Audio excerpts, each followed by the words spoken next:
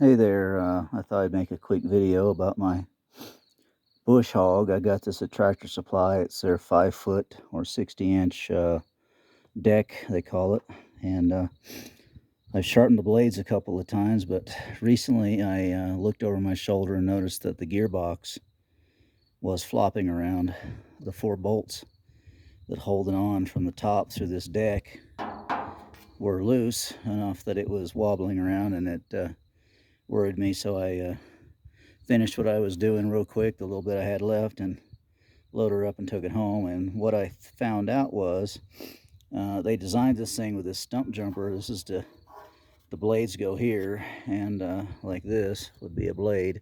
And if you hit a big rock or stump, this thing's designed to lift the mower up and over the stump, assuming you hit it dead center.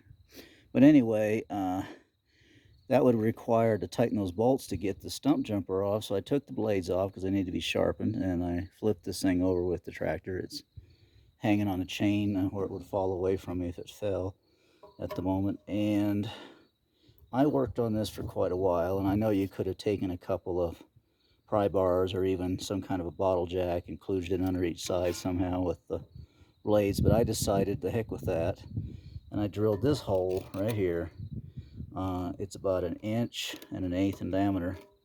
It's just big enough to put the 15/16 socket through, which is the socket size that goes in there. And since I had to do all this calculating, you know, your mileage may vary because you might have a different mower, but in my case, I put a square on the deck here and lined it up with right over one of the bolts, and I measured down, and I peeked through this other hole and lined the ruler up right on the center of the bolt, and I measured the center right here, and it actually worked out just about perfect.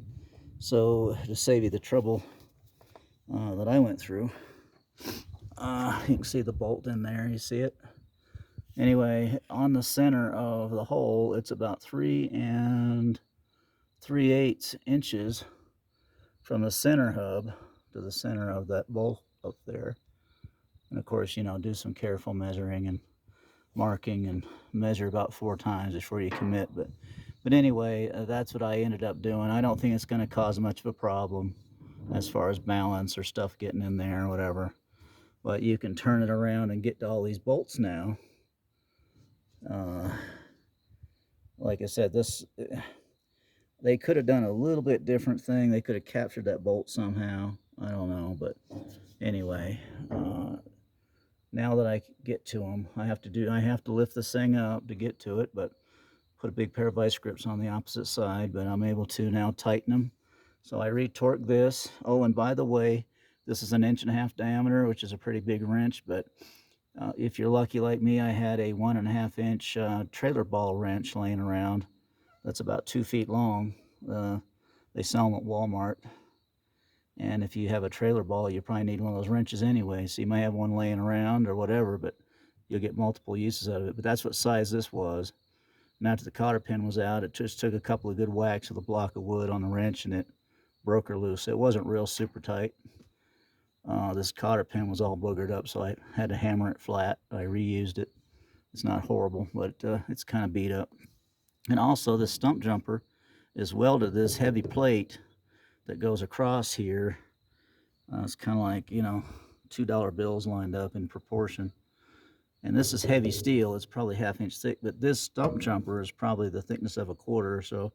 And it's welded on, and you can see the fatigue cracks forming all the way around this leading edge here on both sides. So I may grind this and hit it with the welder, although I pretty much suck at welding. But it couldn't get any worse than it is. And I'm going to put the blades back on and then carry on. But anyway, that's the deal.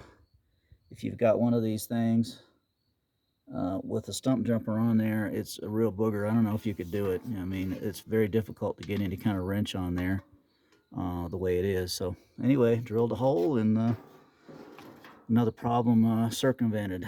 Thanks for watching.